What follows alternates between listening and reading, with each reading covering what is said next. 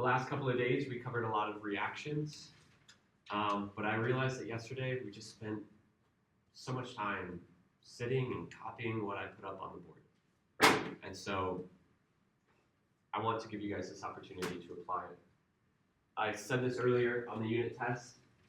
You're going to have questions that are similar to this, where you'll need to be able to predict a starting material, you'll need to be able to predict a reagent, and you'll need to be able to predict a product. The nice thing about the unit tests is that they're open notes, so if you have notes that are organized and detailed, you shouldn't have any problem circling back.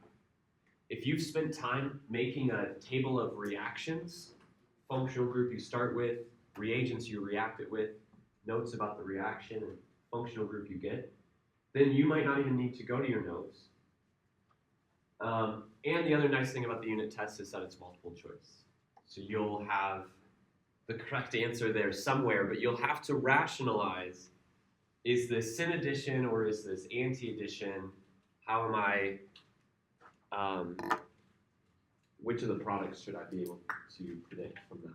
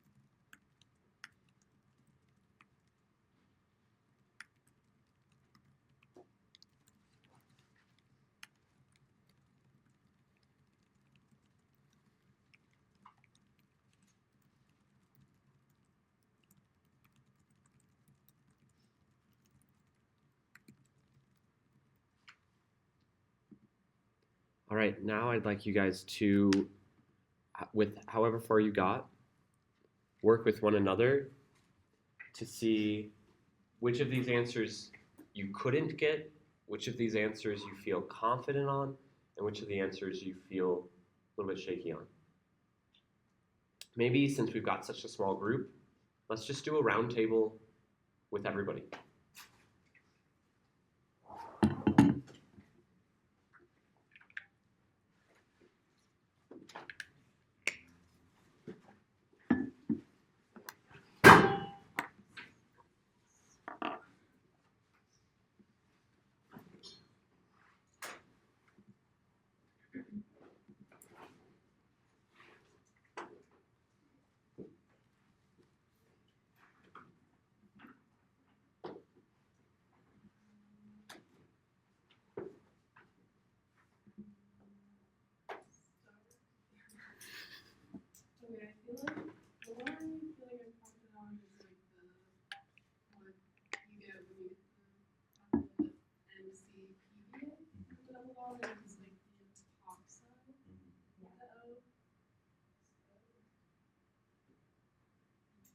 And then what I got from that, I think that's what compound. Yeah, I don't, because that's a thing, but with the VR, the double bond, I did the church oxide and get the.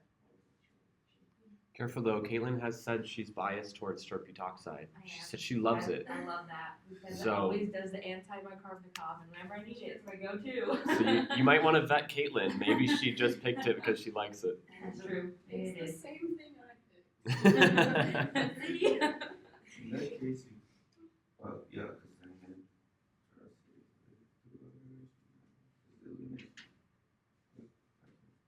I just use a strong base.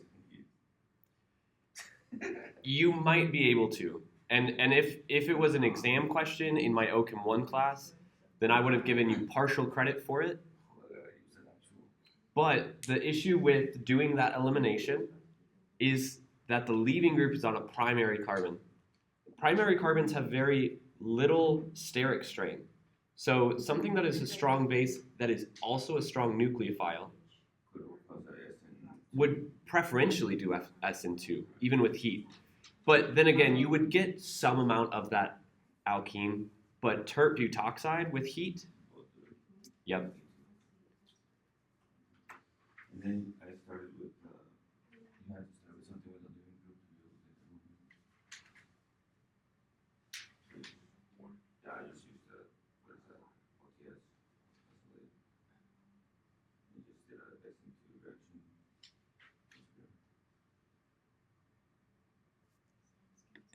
So, you guys all felt confident on this product. Is that true? Mm-hmm. You recognized MCPDA. You recognize the epoxide motif. Fun little structure. Bicyclic. Chiral or achiral?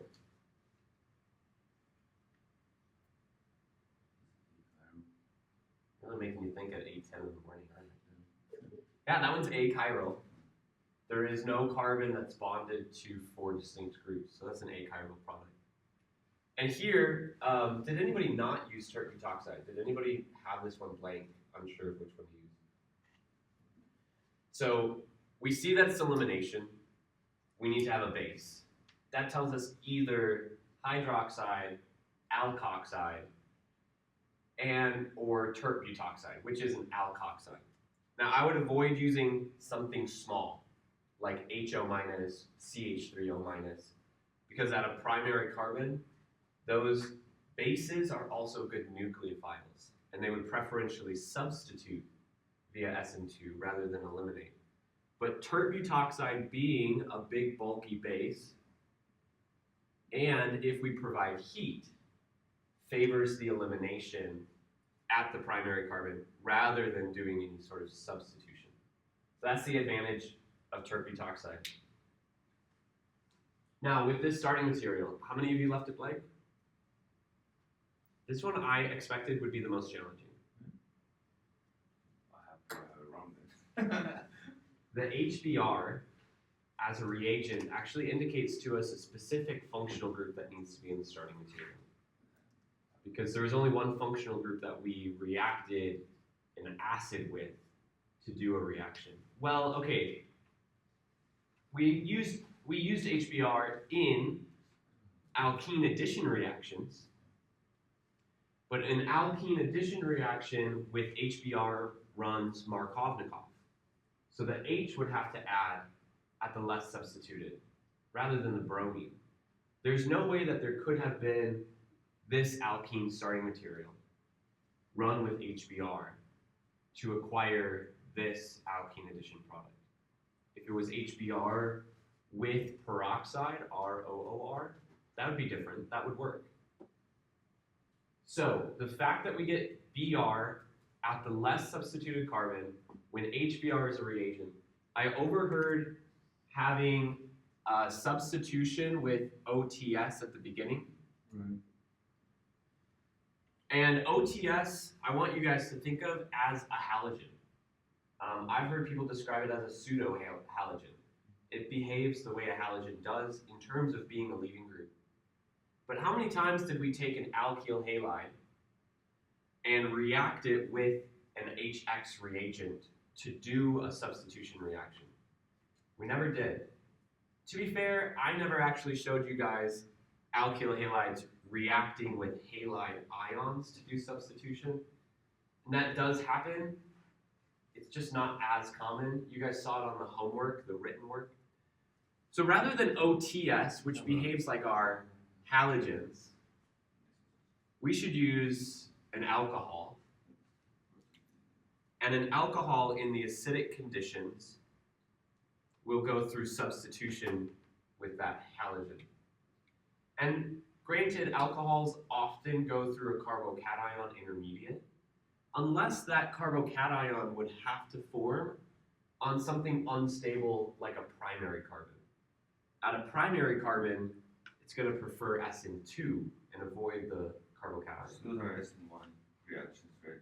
And it does this way. This one, because there's no rearrangement, this one must be SN2. Still SN2. If it was SN1, there would be a carbocation placed here, which would preferentially rearrange here, and then my substitution would give me that there. On the unit test, I don't think that you will see a lot of reactions with the alcohols. But I do want you to be thinking about SN1 reagents versus SN2 reagents.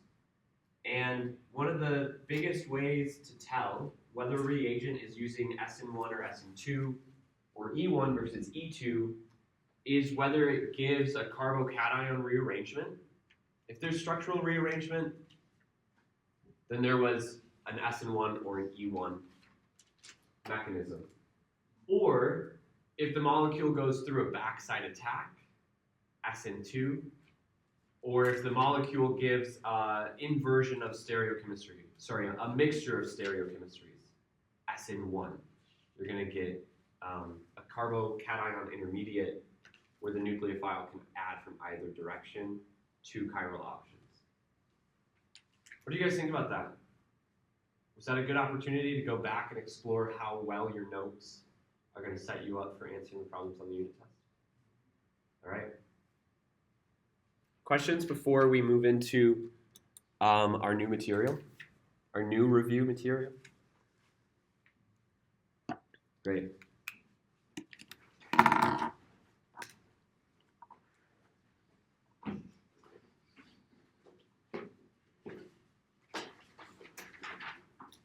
So we're going to be covering 3 types of spectroscopy, and the one that I want to spend the least amount of time on is mass spec, because in my opinion, it provides the least amount of information to us about our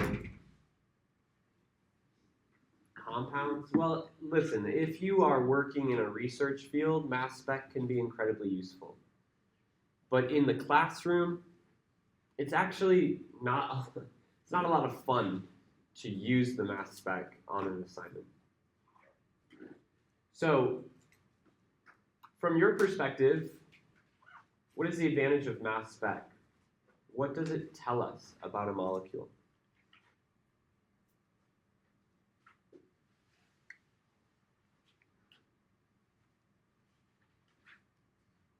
It might feel like an easy answer. Tells you the mass of the molecule. This can give us molecular weight. And molecular weight can sometimes be used to predict a chemical formula. It's a little bit challenging because some chemical formulas have the same molecular weight.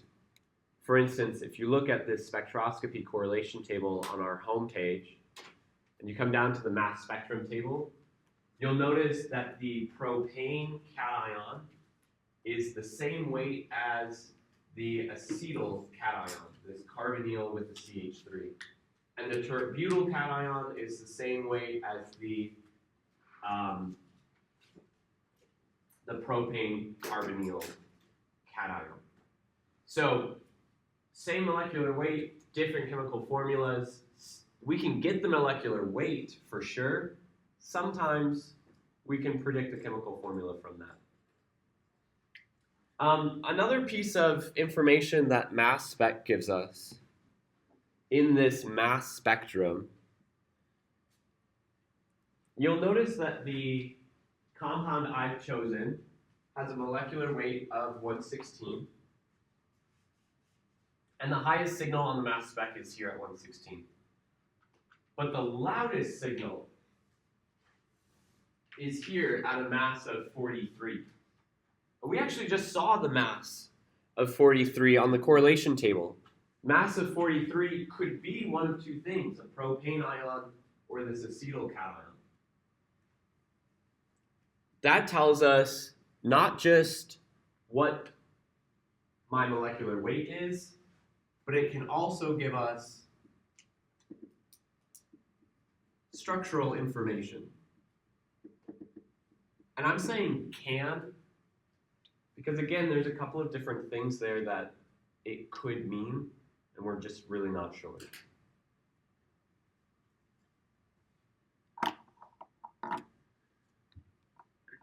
There is a couple of important terms when it comes to mass spec. The first term is the molecular ion.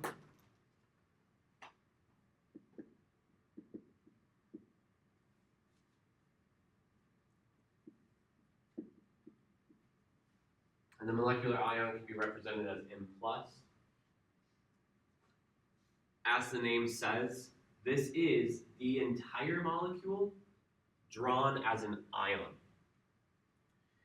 In order to become an ion, one electron is going to have to be removed.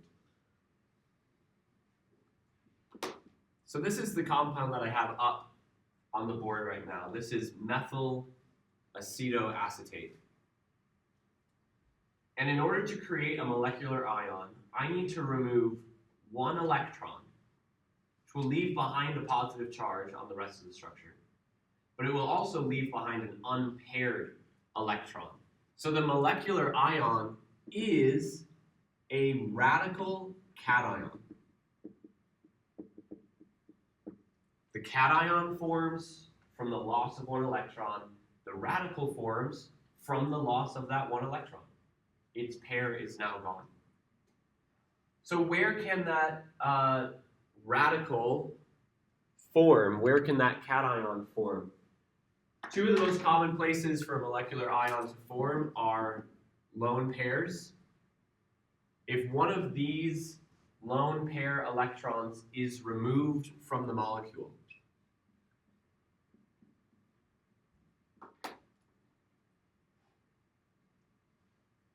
it leaves behind one electron, unpaired, a radical, and it leaves behind a positive charge on that oxygen. Now the molecule has a positive charge. And the way that mass spec works is that it uses a magnetic field to draw in those ions towards a detector.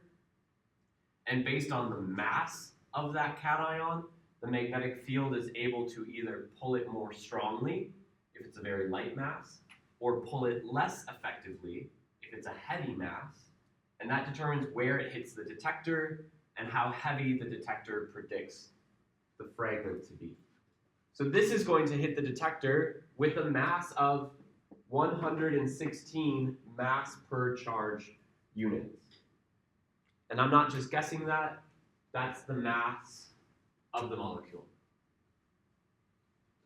There's a couple of other ways that a cation could form and hit the detector with a mass of 116. Where else could one electron be removed easily? From a double bond. Exactly. And I should kind of clarify that any of these lone pairs could be removed to form something similar to this, and it would still work as a molecular ion. So in blue, I'm looking at all the lone pairs and how they can work. In orange, let's look at how a pi bond could be removed. If one of these pi bonding electrons is ripped away from the structure, goes from a double bond to a single bond, the one electron that remains from the pi bond, will that one electron be drawn to oxygen or carbon? Yeah, oxygen, the more electronegative of the two. And the positive charge that results from one electron being taken, also on the oxygen, or is it on the carbon? So carbon has essentially lost both of its pi electrons. Oxygen only lost one of its pi electrons. Oxygen becomes the radical, carbon becomes the cation, distinct from when our lone pair formed, or our lone pair resulted in the loss of electron. And when this radical cation is pulled in the magnetic field to the detector, what is the detector going to read as the mass?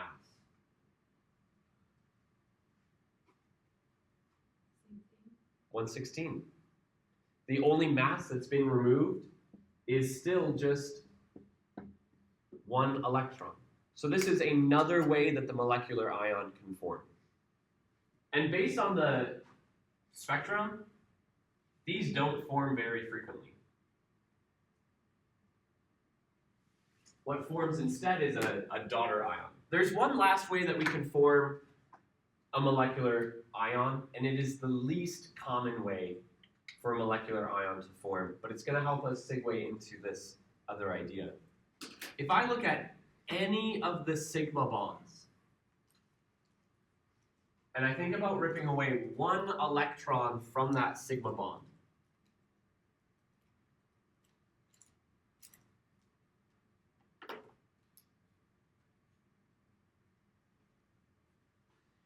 it actually becomes really difficult to show the structure because I now have a one electron covalent bond. No, I think I've lost a carbon actually, so let me make this change. I need to have this atom here, and then I have this one electron covalent bond and a lack of a charge. So this carbonyl carbon is bonded to this other carbon, but it's only bonded through that one electron. And it's challenging to show that they are bonded.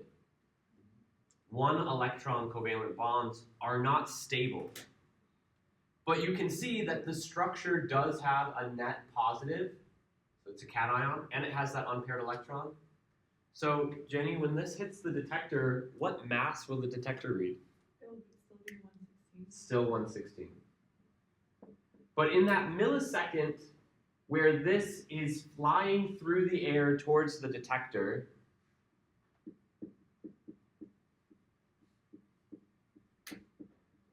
it's very likely that it will fragment.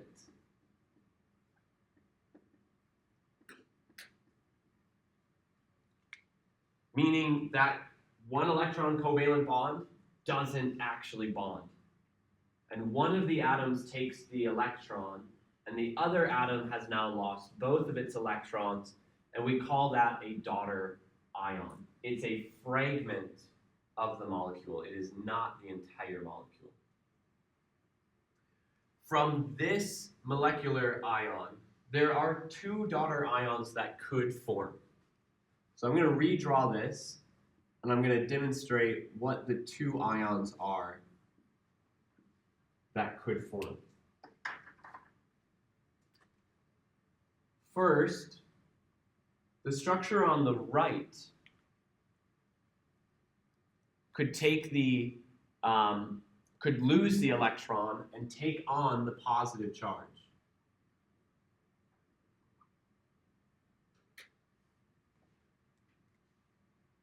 Which would mean that the structure on the left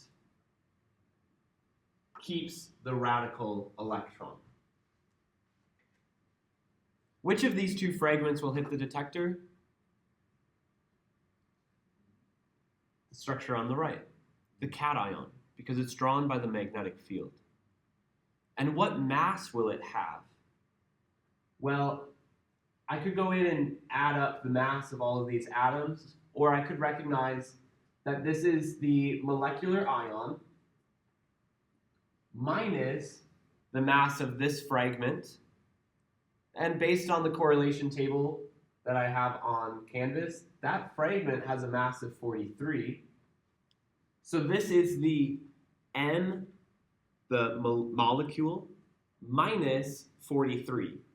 116 minus 43. You guys might need to help me with this. That's going to be 73 mass per charge units.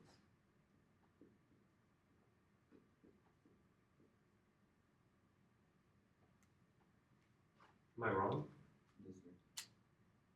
It is right. It's not great. When we look at the spectrum, do we see a signal at 73? I see a signal at 74. But what does that tell us?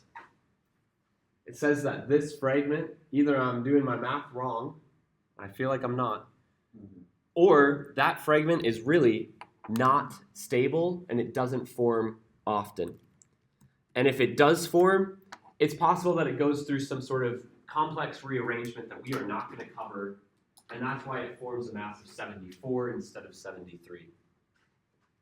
Okay, so that fragment doesn't form very often. What other fragment could form? Well, what if this fragment on the left takes the positive charge, and the fragment on the right takes the radical electron? Okay, you guys are going to notice that I drew this linear.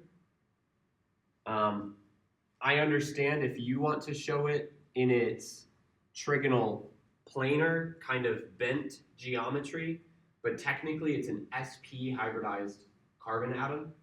It has only 2 electron domains. So this cation is a linear cation. And what's the mass per charge on that?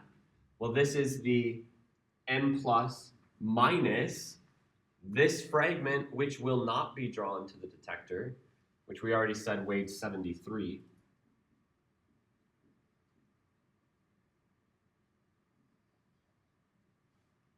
This fragment has a mass per charge ratio of 43. That is what forms our base peak. Our base peak is the most intense signal.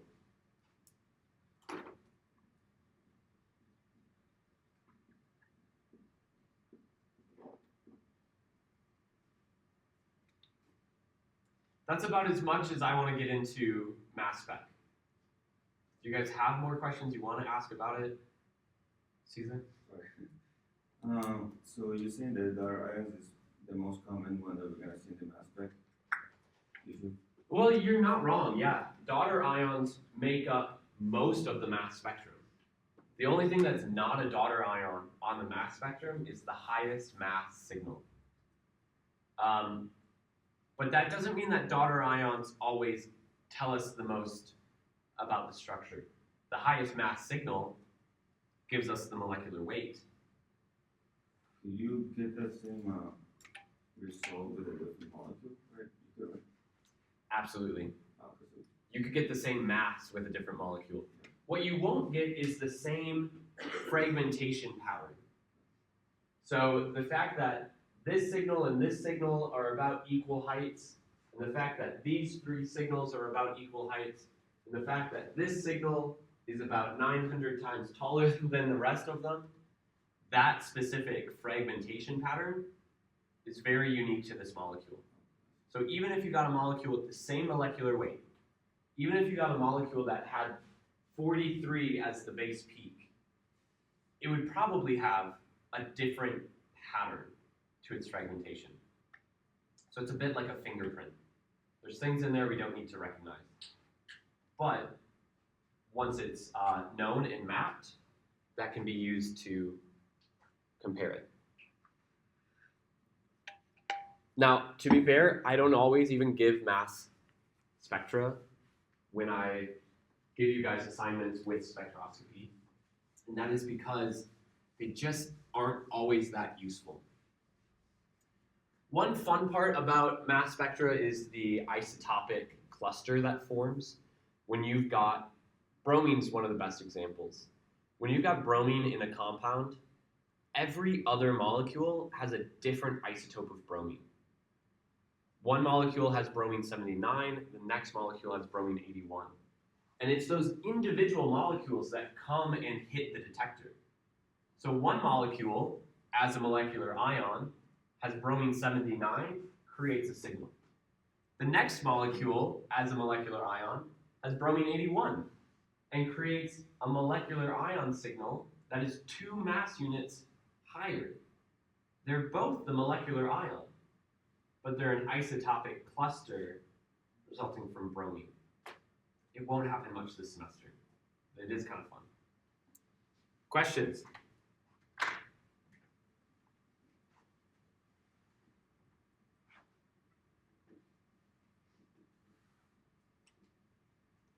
Okay. What is the usefulness of IR? Why do organic chemists like to use IR? Oh, I hate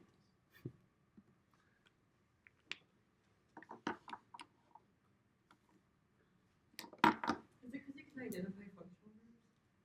That's exactly it.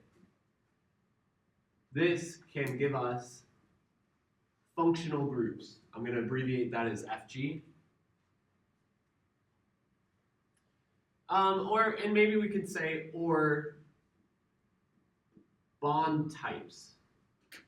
And functional groups generally are bond types.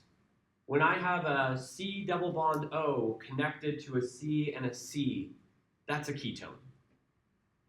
So a functional group consists of not just a C double bond O as opposed to a C single bond O, but it also consists of other bonds. Sometimes we won't be able to tell whether we have a ketone or an aldehyde or a carboxylic acid, but what we can know is that we have a C double bond O. So functional groups, yeah, actually that is what we preach as the usefulness. In reality, sometimes it's more about bond type than actual functional group. How many of you have seen a correlation table similar to this? Never seen a correlation table like this? This was the beginning of OChem too, so I've never done mass spec or IR. Okay, well, lucky for you, that's the Cliff Notes, and it's really, it doesn't get harder than that in our class, definitely.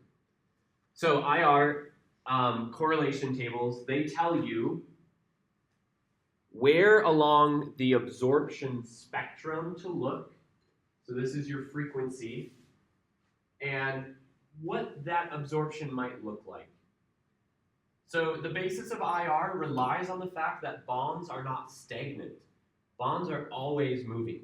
That's the magnet approach that we've been talking about this semester. Those magnets get pulled in, the positive nuclei repel each other, the electrons pull back in, and the bonds stretch and contract. And sometimes bonds actually bend. They push in and out from one another. In IR, infrared light can be absorbed by bonds if it causes a distortion in its dipole moment. So an interesting application here is that carbon dioxide is nonpolar, but when those double bonds bend, it becomes polar. So by causing a change in its dipole moment, carbon dioxide is able to absorb infrared light, but it absorbs at a specific frequency based on the types of bonds. So you guys will notice on this IR spectrum that it goes from about 4,000 to 400. There's two key places that I want to draw your attention to. And I want to draw your attention to them so much that when I give these to you on assignments or exams, I put in a little dotted line at those points. The first dotted line is at 3,000 wave numbers. This actually separates the absorption of an sp2 hybridized CH bond from the absorption of an sp3 CH bond. You know, it's kind of funny, I was talking with one of our other organic professors, Dr. Ryan Holcomb, who has his PhD in organic chemistry, in medicinal chemistry, but he didn't rely on IR much in his research. So he didn't know that there was a distinction between sp2 and sp3. Our textbook doesn't highlight the distinction between sp2 and sp3, which is strange to me because it is such a meaningful point of information. For instance, this molecule that we were looking at doesn't have any sp2 CH bonds. And that's important for me to know because it tells me that my degrees of unsaturation, the pi bonds that are in this molecule, aren't carbon-carbon pi bonds. There's some other type of pi bond. So our textbook doesn't introduce it, but it's an easy distinction. When you see absorption to the left of this line, it's being absorbed by one type of CH bond. When you see it on the other side of this line, it's a different type of CH bond. The other important line I want to draw your attention to is at 1,500 wave numbers. 1,500 wave numbers is going to differentiate for us the fingerprint region, that is its common name. This is a region where a lot of different bonds absorb. So it gets really messy and challenging. It's hard to look at an absorption in the fingerprint region and say, this is the bond that made that absorption. The nice thing though, similar to the fragmentation patterns, is that you can match up an unknown compound's fingerprint region to that of a known compound to make an identification. Just like your fingerprint. If I see your fingerprint at the crime scene and I've got your fingerprint at the station, I can match them up and tell that you're the same. Same thing goes here. So we're not going to analyze much in the fingerprint region. Instead, we're going to do most of our analysis in the functional group region. And I've already given you one of the key pieces of analysis in the functional group region. And our correlation table emphasizes it.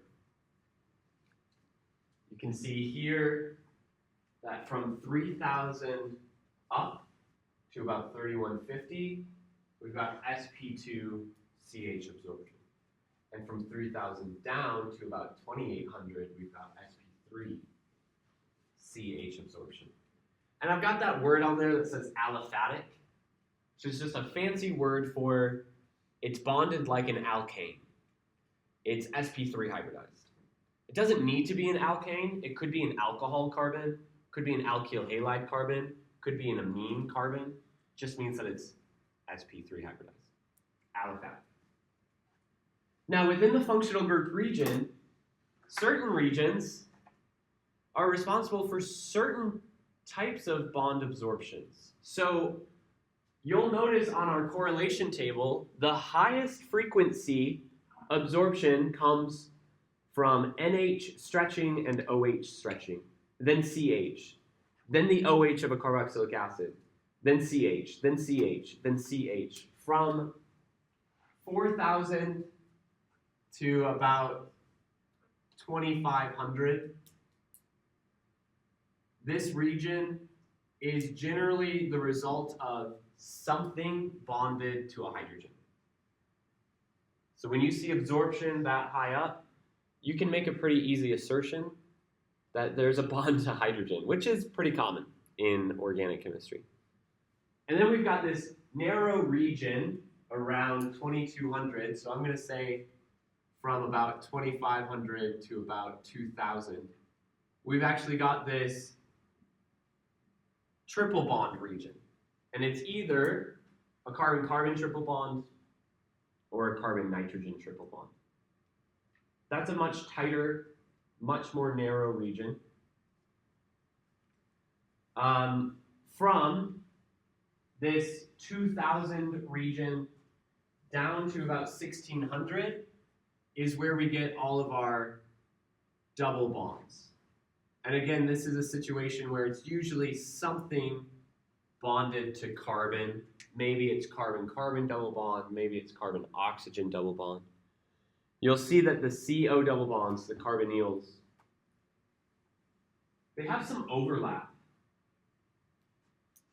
The carbonyl of an acid chloride and an acid anhydride, they absorb in about the same region, which is why it's hard for us to know if an absorption in that region is a specific functional group, but we definitely know that absorption in that region is a specific bond type. And then carboxylic acid carbonyls and ester carbonyls, they overlap. Ketones and aldehydes, they overlap.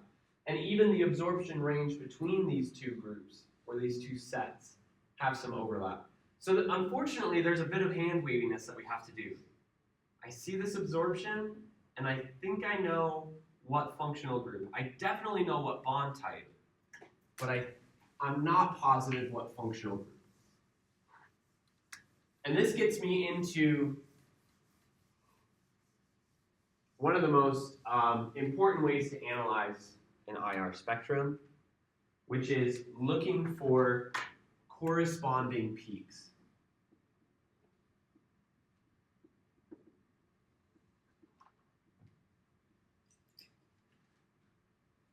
Functional groups are typically composed of more than one specific bond type. When we talk about carbonyls, CO double bonds,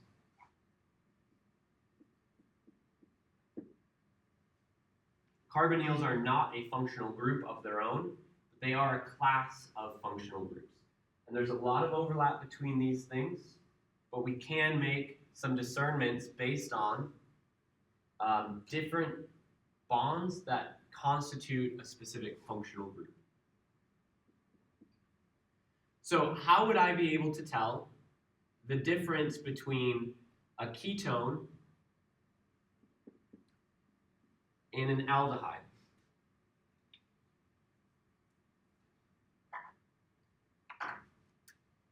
Both of them have a CO absorption signal that is usually around 1700. You guys can see that from the correlation table. It can go above 1700 and below 1700 wave numbers, but this typically has an absorption around this range. The ketone functional group is made up of the carbonyl and bonds to other carbons. But you'll notice that there are no carbon-carbon single bonds on the correlation table. So there is no other corresponding peak that tells me a ketone is present. The aldehyde, on the other hand, if I scroll up on my correlation table, the aldehyde does have another peak.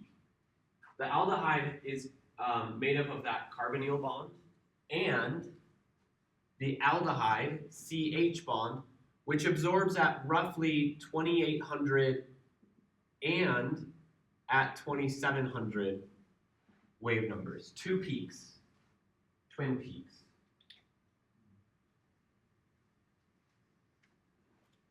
So if I see straight away a CO double bond in my structure, my first question might be, is it a ketone or an aldehyde? If it's an aldehyde, there will be a corresponding peak. Same thing goes with alkenes and aromatic rings. If I see an sp2ch bond, then I should also see a carbon-carbon double bond, because the alkene and the aromatic ring, they constitute more than just the sp2ch. They have to have this cc double bond as well. Another interesting corresponding peaks, you see it right here, aromatic overtones. Aromatic overtones are hit or miss, and when they're there, they can tell you a lot of information about how that aromatic ring is bonded, more than what we need to get into in this semester. Some other corresponding peaks. Actually, maybe I could have you guys glance over this. I know it's going to be kind of zoomed out. But can you see any other functional groups that absorb in more than one region that we could use to say these are their corresponding peaks? If I see a peak here, then I should be able to go and find a peak here that corresponds to that functional group. I know it's really zoomed out, I'm sorry. Is it an amine? So amines absorb at this high frequency, 36 to 33, and if that absorption is there, you should also be able to see this bending of the amine between 1650 and 1550, right? There's going to be that corresponding peak between them. If you see one, you should also see the other. What else?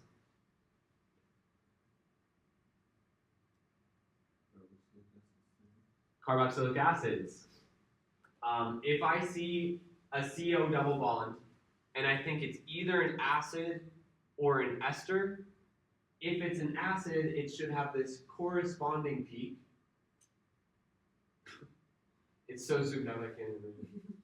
It should have this corresponding peak for the OH at this high frequency range, in this very broad shape as well. What else?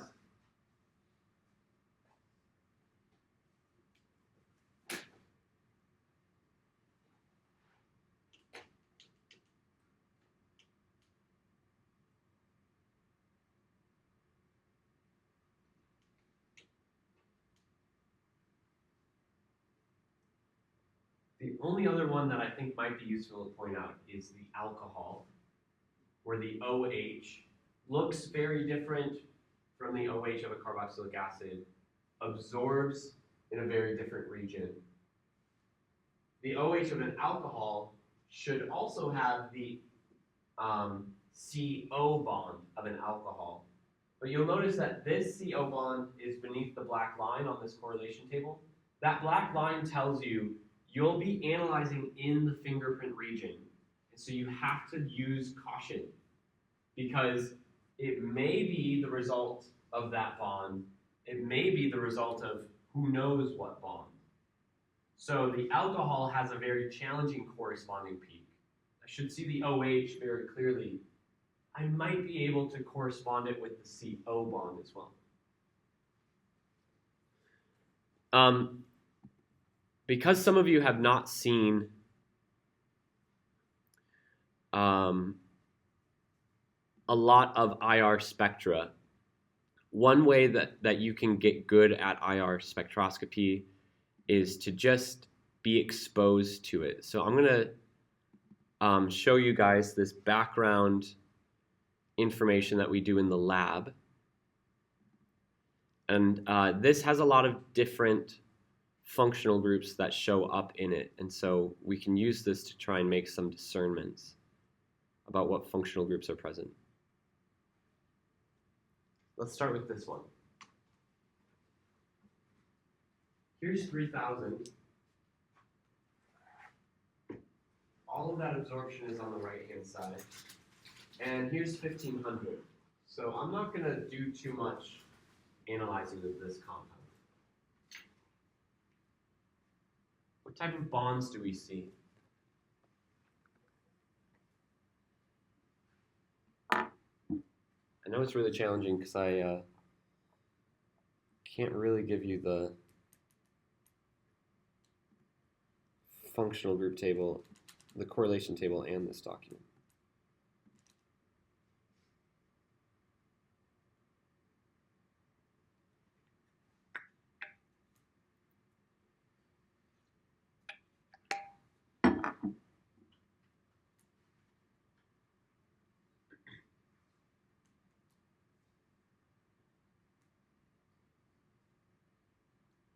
What bond types do we see?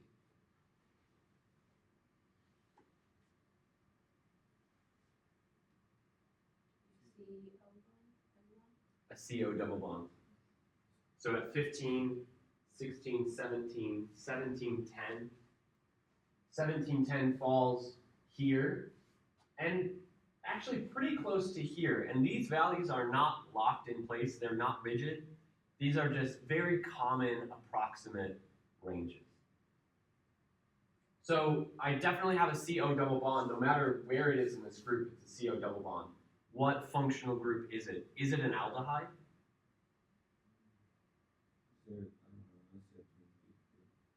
If it's an aldehyde, we'll have to find that CH twin peaks. So we'll look at 28 and 27. Here's 3000, 29, 28, 27. And if I go up, actually that region on the graph is pretty dead. There's not absorption there. So there is no aldehyde because the CO double bond does not have a corresponding peak to the CH bond. That tells me it's probably a ketone. Or maybe it's a carboxylic acid. Maybe it's just out of this range. But a carboxylic acid should have a corresponding OH in that 33 to 2800 region. And the correlation table tells us it's a very broad absorption. And what I see here is sharp, narrow. What bonds are absorbing here? Let's be more generic. Rather than saying alkane, we're going to say sp3ch. Or even say aliphatic. Both of those would be saying the same thing. But saying alkane might not be true. There could be an alcohol in there. There could be an alkyl halides. So there could be functional groups, but the CH still absorbs the same. And we know that it's sp3ch because of the absorption being to the right of 3000. So if you are given an IR and you are asked, identify the bond types that correspond to the major absorption peaks that you see, then here's what I would want to see for this compound. I see sp3ch absorbing between 3000 and 2800. Would it be wrong for me to just say I see CH bonds absorbing between 3000 and 2800? It would be wrong. Because you're not telling me that you recognize the hybridization of the bond type. And the hybridization of the bond matters, because that changes what functional groups are present. So bond type is not just the atoms that make up the bond, but sometimes it's the hybridization of the bond. Sometimes it's the functional group of the bond. I might not want to just say OH. I might want to say OH alcohol or OH carboxylic acid. And then I would also have my CO double bond at about 1710 wave numbers. Those are the key peaks. And the functional groups that they give me are ketone or just aliphatic.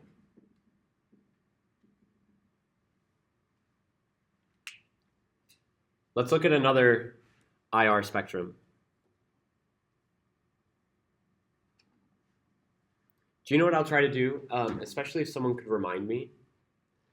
I can post this background document on spectroscopy to our course, and then you guys can use it as a reference material.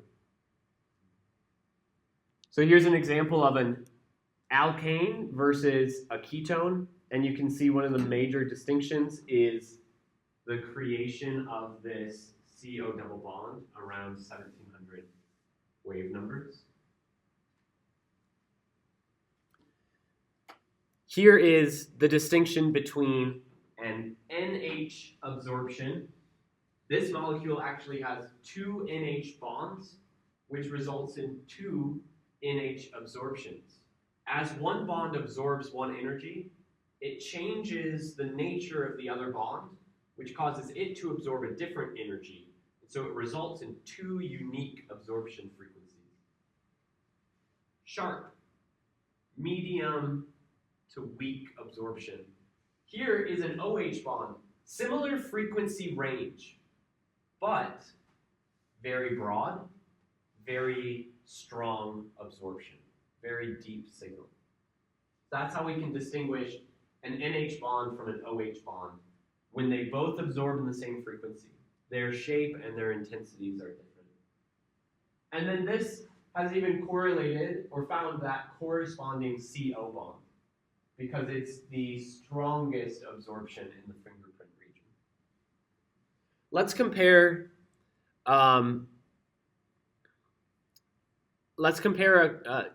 spectra that have sp3 and sp2 versus only sp2 or sp3ch. So here's that line at 3000, and it's a bit challenging, but you can see that there's this absorption peak that is kind of set off from the rest of them. So this cluster on the right is our aliphatic absorption, and on the left, the alkene absorption.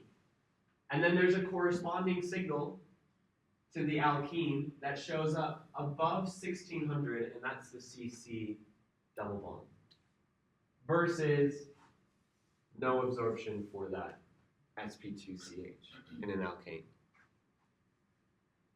Let's compare the carboxylic acid to the alcohol.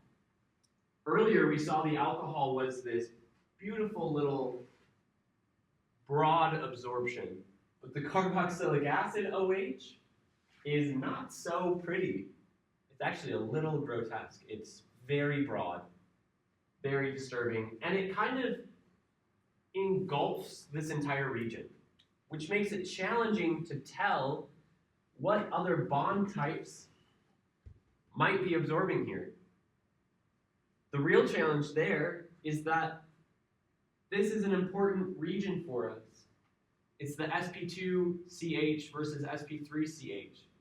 So when a carboxylic acid is present, kind of ruins our ability to distinguish sp2 and sp3ch bonds.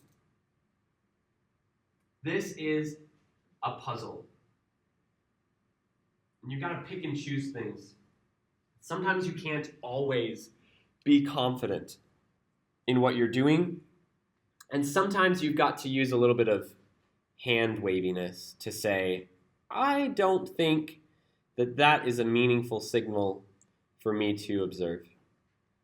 For instance, coming back to this other structure, this is the molecule again that I've got in analysis. Are there any OH or NH bonds in that molecule? So then what is going on up here? It looks like there's absorption in this spectrum. And that's about the region that we would expect sp2, or sorry, that's the region we'd expect OH and NH absorption. So at first glance, I might look at that and say, maybe there's an NH bond. Oh, but actually, there's no nitrogen in the chemical formula. So it can't be an NH bond. That would be crazy. So maybe it's an OH bond, and maybe it just looks different than the examples I've seen.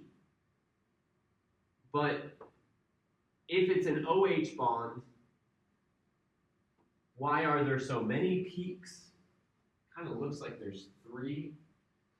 Why are none of them quite as broad as normal? And why are none of them as intense as the correlation table says they should be? Correlation table says they should be one of the strongest ones.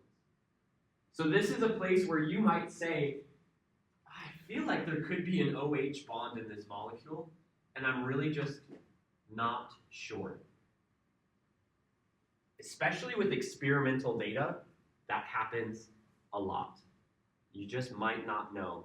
And so you may need to use another analysis technique to couple it with. Okay, questions on this? I know that it can feel hard to ask questions because it can be so new and disorienting and a lot of information, which means you just got to do some practice.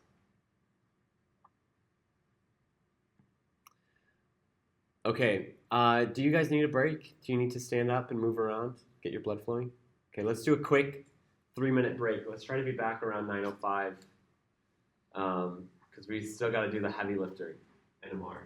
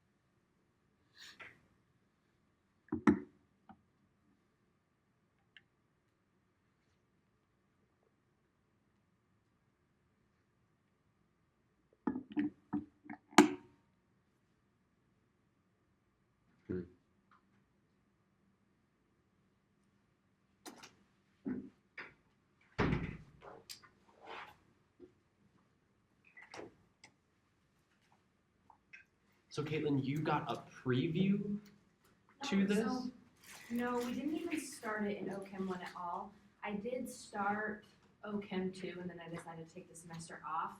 So I kind of got a little bit of it at the beginning of OChem 2. I see. But I never got, I never tested on it or anything like that. So I started studying it, but I never actually fully learned it. And so then when I took 4 months off, I was gone.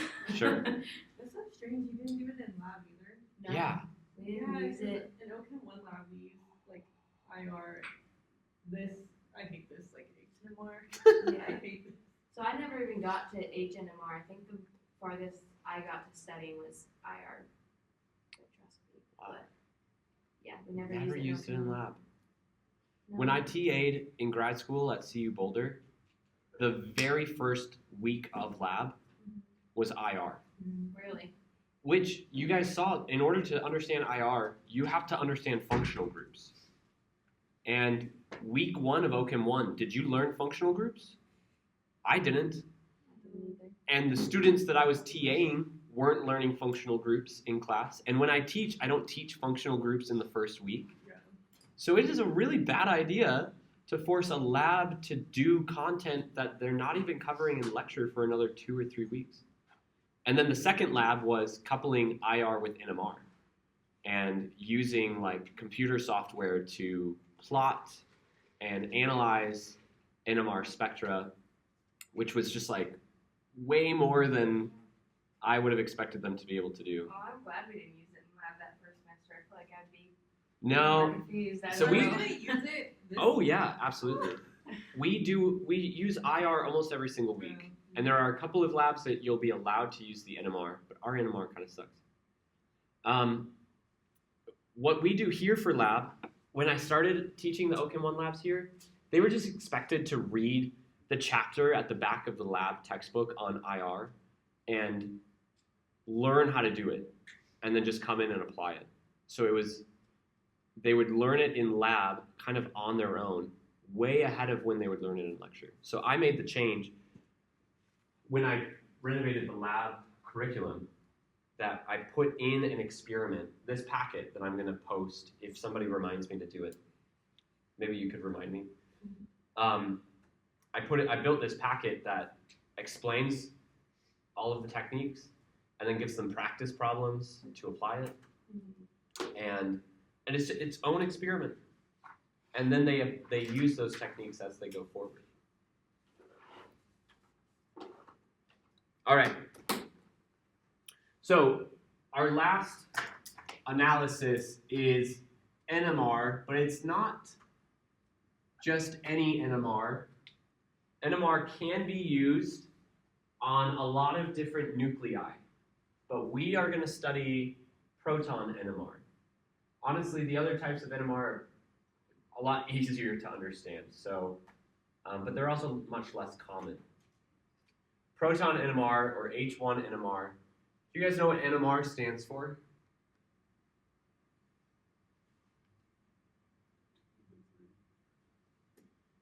You what? Magnetic resonance, yeah. Nuclear, yep. Nuclear magnetic resonance. It's actually the exact same technology that's used in MRIs. The reason that MRIs don't have the letter N is because nobody wants to climb into a tube that's going to thud a bunch that starts with the word nuclear. So they use the same technology, they just don't call it nuclear.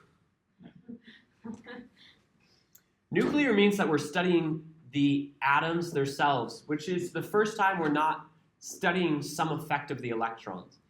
But electrons do have an effect on the signals that are produced in NMR. What is the usefulness of NMR? What does it tell us?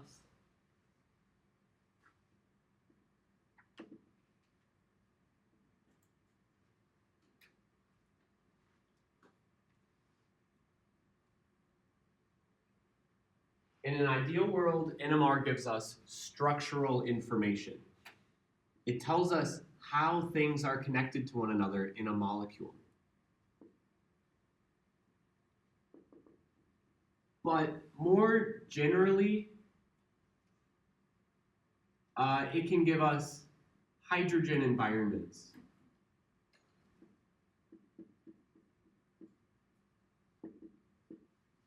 It can tell us how many types of hydrogens we have.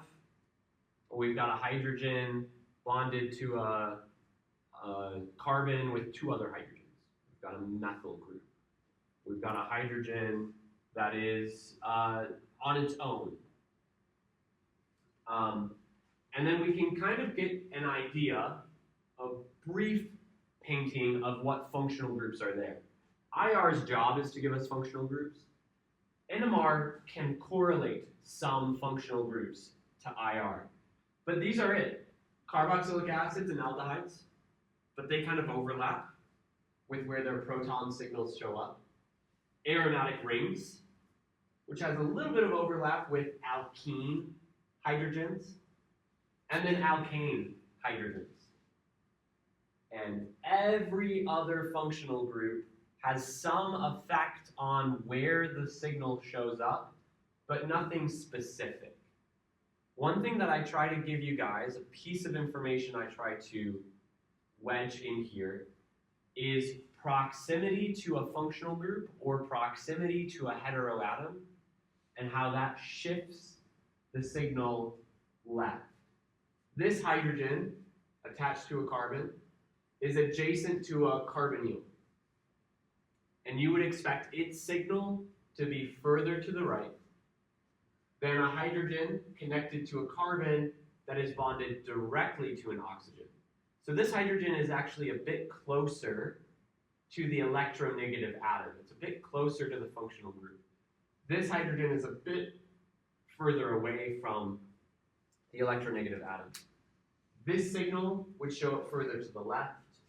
This signal further to the right. Carboxylic acid signals further to the left. Aldehyde signals further to the right. But you can get really detailed. If you go to Ron Valcarce's website, he's got 2 or 3 pages of a correlation table. And it tells you every environment that you could find a hydrogen in and where along the x-axis that signal is going to show up. And that's nice if you have a compound and then you want to map the hydrogens in that compound to its signal. But if you are just given a signal and you don't know what the compound is, that correlation table won't be as effective. This at-a-glance correlation table can actually give you a better hand-wavy idea of, I think these functional groups are here. There's 3 things that we want to analyze when it comes to the correlation table. I'm going to give it to you in this order. 1, we want to analyze the chemical shift. That's essentially the placement along the x-axis. In fact, the x-axis is often called chemical shift, although it's measured in ppm. Wave numbers in IR is a unit of frequency. It's a number per centimeter, and anything per something else is a frequency. And ppm is also a measurement of frequency. We're looking at frequency of light. Actually, the process of NMR is not something we need to understand fully. But the idea is that you take a sample of your compound and you subject it to a magnetic field. And the nuclear spins all align to the magnetic field. But the nuclear spins are not all the same at a ground state level. So when the magnetic field is turned off, all of those nuclei collapse back to their ground state spin. And in that nuclear spin state relaxation, they release light, radio wave frequency.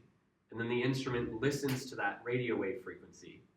Well, not listens, because it's light. Looks at, watches that radio wave frequency, and then transforms it into more discernible signal patterns for us to look at. Along the x-axis, we look at higher frequency. The reason that the proton connected to the aldehyde or the proton connected to the carboxylic acid has such a high frequency is because it is really affected by the magnetic field. Those hydrogens are extremely close to electronegative groups, which means that electrons are pulled away from the nuclei. And so the nuclei are considered de-shielded. The electrons can't help to block the nuclei from the magnetic field. So they get really affected by the magnetic field, and when they fall back down, they give off a louder frequency. Well, it's not sound, but it is light, a stronger frequency. So chemical shift gives some information on functionality, on our functional group. By the way, on the exams, I'm going to give you the IR and NMR correlation tables, but with the NMR, you won't have these names. You're just going to have the structures without the words that go along with them, so you'll have to kind of interpret what they mean. And with IR, you will get the words, but you won't get the structures. So the structures on the left-hand column, those won't be present on the exam. All right, second important part for us to analyze in the NMR is integration.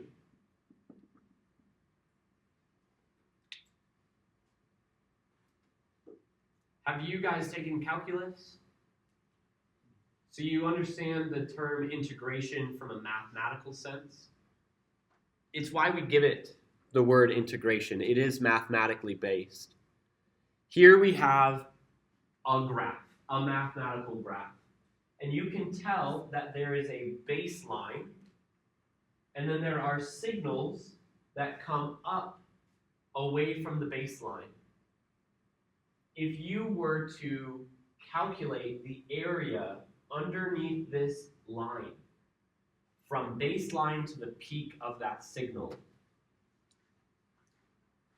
you're finding the area underneath the curve. That's the definition of integration. It used to be that chemists would get an instrument to print off this spectrum, and then they would have to calculate the area by hand. Today, the computer will automatically calculate the integration for you, and in the examples that I will give you, integration is already provided. So let me scroll down in this background packet. Here's how integration shows up. It's written as this some number of h next to each signal. So when we say integration, we can really just say hydrogen count. How many hydrogens are being affected by the magnetic field in the exact same way, such that they give off the same frequency. And then those frequencies have constructive interference and create a louder signal. There's some interesting things about this. For instance, this signal here has an integration of 3H, and this signal here has an integration of 3H. They're not the same size, and they're not the same shape. This signal is actually more, I guess, I don't think this is a great example because it seems a little odd. Let me give you these 2H examples because, again, same integration, same number of hydrogens producing a signal here and producing a signal here. But this signal is actually more spread out, and this signal is more condensed, so it shows up higher or shows up smaller. We are not looking at intensity in the NMR. We're looking at integration, which means that we are just going to look at those numbers. Active doesn't always give you those numbers. So if you've got an NMR problem on active, what they might give you, here's a little signal. What they might give you is this line. That line is the integral. And it's telling you the relative number of hydrogens. That is kind of an outdated, archaic way of informing about NMR. And if there's another signal in here, then this one will also have its own integration, and you could compare them relative to each other and say, this one has less hydrogens than this signal. This signal has a smaller integration than this signal. That's not how you'll have to do it when I give it to you, just on active. What I would do is give you 2H, because it's just more clear, and 3H. One of the issues with integration, though, because you're using a computer to calculate these values, you can't always be certain that those are the true values. Maybe that's just the lowest ratio of values. So you might get something like, I calculated 2H and 3H, but the molecule actually has 4 hydrogens in that environment and 6 hydrogens in that environment. And so you can be given the lowest ratio of the signal integration rather than the true hydrogen count. If the number of like H's was double, wouldn't that change? Like, if this is kind of, I don't know if this is right, but it's like it would change the number of like peaks on each little like grouping. If there was more. Not necessarily. You're on the right track. So the molecule that I've actually just put up here, so the number of peaks on the signal we're going to look at next. It's maybe the least useful part that we'll apply this semester or any semester. It's really useful in research and true analysis, but the number of peaks is like really hard to get from experimental data. So ignoring the number of peaks, if you look at the integrations, I can't get a molecule that has 2H and 3H. Okay, I could. I'd have to have heteroatoms and stuff in there. But I could actually get an alkane that has integrations of 6H and 4H, and it would look like this. 3 hydrogens, 3 hydrogens. All 6 of those hydrogens are identical to each other. And what I mean by that is they're bonded in an identical way in the molecule. They're in an identical hydrogen environment. And then I've got 2H and 2H. And those 4 hydrogens are all bonded in an identical way. If you don't believe me, then we can say this. A hydrogen bonded to a carbon that's bonded to CH2, CH2, CH3. A hydrogen bonded to a carbon that's bonded to CH2, CH2, CH3. Identical bonding environments. Identical chemical signal, NMR signal. And it would be 6H, 4H. But if I did the integration, I might just go to the lowest ratio and I'd get something like 2H and 3H, which is not the true integration of the molecule, but it is the lowest ratio. You have a bonus assignment this semester on spectroscopy, and there is one NMR that gives you the lowest ratio of integration rather than the true number of integration. But when I give you a compound, I am not trying to trick you in that way, and so I give you the true integration values. I just find that to be more meaningful for solving an analysis. All right, so what we've gotten at so far is that I can look at an NMR spectrum and I can say I have 4 different signals. That means I've got 4 different hydrogen environments, and I've got integrations for each of those signals, so I know how many hydrogens are in each of those hydrogen environments. And these signals further to the right, closer to 0, they're more like alkane environment. And those signals further to the left, they're either closer to a functional group, or they are in a functional group. They're attached to an alkene. They're attached to an aromatic ring. These are the 2 most useful parts of analyzing NMR. If you have an unknown compound, this will give you most of the information.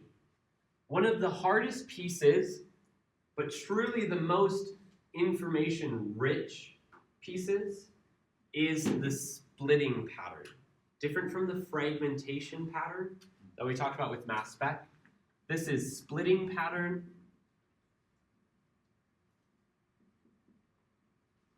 Also called multiplicity.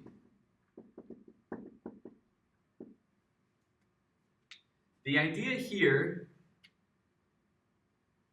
is that the hydrogen nuclei interfere with one another's nuclear spins constantly, with some exceptions. So hydrogens that are attached on adjacent carbons, their nuclear spins are communicated through the carbon chain. And so they can impact one another's nuclear spins, which ends up changing the specific frequency that is released by that nucleus in the NMR. So this is one signal. You can see I've got baseline, I leave the baseline, I come close to baseline, but never quite back down to it. I go up again, down again, up again, down, and now I'm back at baseline. That's a signal. And that's a signal that has been split into 3 peaks. So we get this equation from it, which is a signal peaks is equal to n plus 1. And again, this is the piece of information that is going to be applied the least, because sometimes, how many peaks are there? I have no idea. How many peaks are there? No clue. How many peaks are here? Man, maybe 2, maybe 8. I am like, it's hard to tell what's going on. And how many peaks are here? It does look like there are 3 peaks on this signal. Some NMR spectra have very clean splitting patterns, which means you can really quickly tell what's going on with this equation. But a lot of the information, a lot of the NMR spectra we'll get this semester are just muddied, which makes this the least useful for us, and yet still the most information rich. So first of all, this only applies to hydrogen signals on carbon atoms. This little equation doesn't apply to hydrogens that are attached to oxygen or that are attached to nitrogen. And N here are the neighboring hydrogens.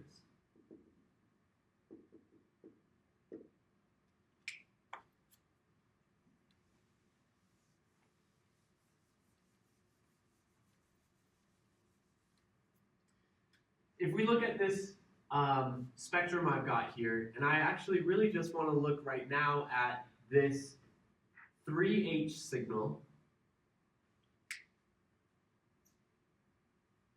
The 3H signal that has 3 peaks to the signal.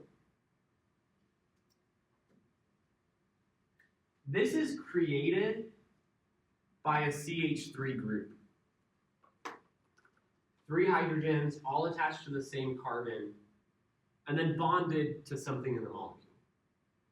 That's where the integration comes in. And then I look at the splitting pattern. How many neighboring hydrogens does it have? Just a little bit of algebra. I'm going to get 3 peaks, and I'll subtract 1 to find out the number of neighboring hydrogens. 2 neighboring hydrogens. That tells me a piece of information about the rest of my molecule. This is attached to a CH2 group because it has 2 neighbors. That means that I should be able to find a CH2 group somewhere in this molecule as well. And I have actually a couple of CH2 groups. So I'm not sure exactly which CH2 group it is, but one of those CH2 groups is the reason that this CH3 group is split the way that it is. Let's take a look at this molecule we've been analyzing. There's actually a really cool thing happening in this NMR spectrum. You can see 3 rather large signals, and then you can see these smaller signals. This doesn't happen a lot, but these are impurities. It's another compound that is present in the sample, but to a much smaller extent, that are giving off their own signals during the analysis. And so they're kind of throwing off what we're looking at. But let's look at this, let's look at its bond line structure one more time and see what we would expect to get from this. Well, I would expect to get a CH3 group, a CH2 group, and another CH3 group. I'm expecting to find 3 signals here. None of those hydrogens are bonded to carbons that have other hydrogens. So the splitting patterns for all of these are just going to be 1 line. Number of signals is 0 plus 1. 1 line for the signal. Here I have a hydrogen environment that is very close to oxygen, and these other hydrogen environments are just close to carbonyls. So this hydrogen environment is going to be to the furthest left. That's going to be this signal here, integrates to 3. Then I've got a hydrogen environment between 2 carbonyls. versus a hydrogen environment next to one carbonyl. Proximity to two functional groups is going to shift further left than proximity to one. And that kind of agrees with our signals here. This is the shortest signal, so it's probably made up of the least hydrogens, given that they're all singlets. They're all just one line. So CH3, we would label this as 3H, 2H, 3H on our compound. One thing I want to point out about aromatic rings. Aromatic rings often show up in this 6.5 to 8.5 region. You can see that this aromatic ring has a methyl group coming off of it. This is a molecule that we call toluene. You could also call it methylbenzene.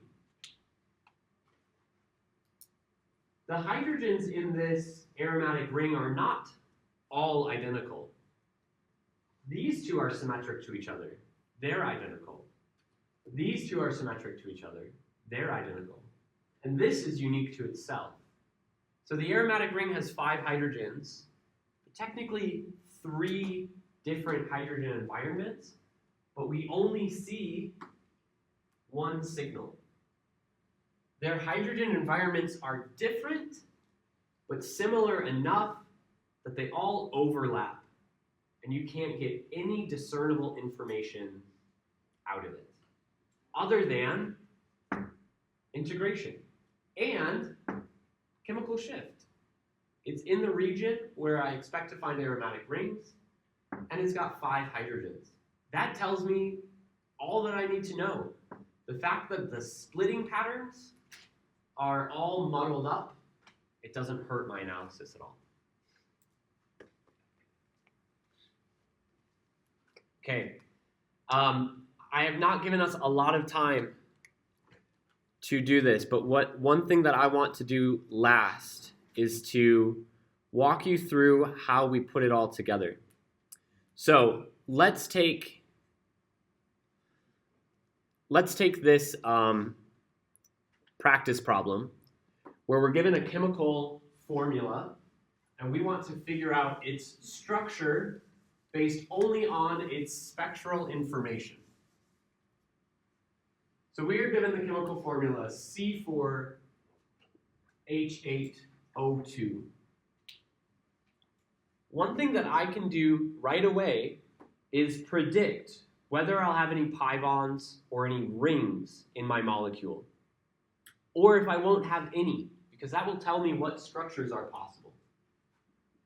So I'll do my 2 chicken calculation, 2 times 8 minus 8 minus 0 halogens plus 0 nitrogens plus 2 divided by 2. That's, oh, sorry, I did my math wrong, huh? I said 2 times 8, but I meant 2 times 4, and in my head I knew that was going to be 8. 8 minus 8 is 0, which gives me 2 over 2. This molecule has 1 degree of unsaturation. So now I know for a fact that it's a ring. Or no, I know for a fact that it's pi bond. Wait, I know for a fact that it's what? A ring or a pi bond. That's all I know. This is the result of a ring, or it's the result of a pi bond. It's not the result of both. So, for example, I've got a few ideas of what could go on right now. I could have something like this. No, it'd have to be something like this. That's 4 carbons and 2 oxygens. I could also have something like this. That's 4 carbons, 2 oxygens, but I've used up my degree of unsaturation in different ways. But I'd be able to pretty quickly tell if those ideas make any sense by looking at the IR. The IR tells me there's no OH, so neither of these structures are correct. There's no sp2CH, and around 1600, there's no CC double bond, so I have no alkenes.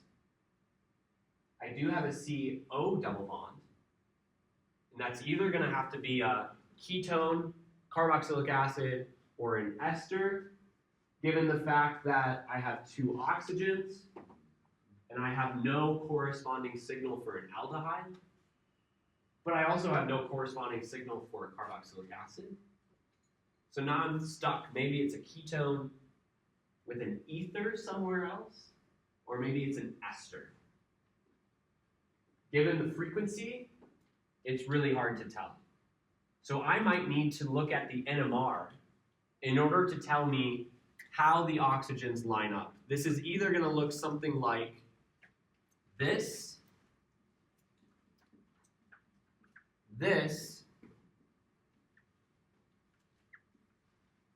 or this.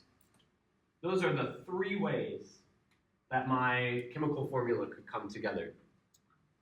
And as I go down to the NMR, I see that it has 3 signals, 3H, 3H, 2H.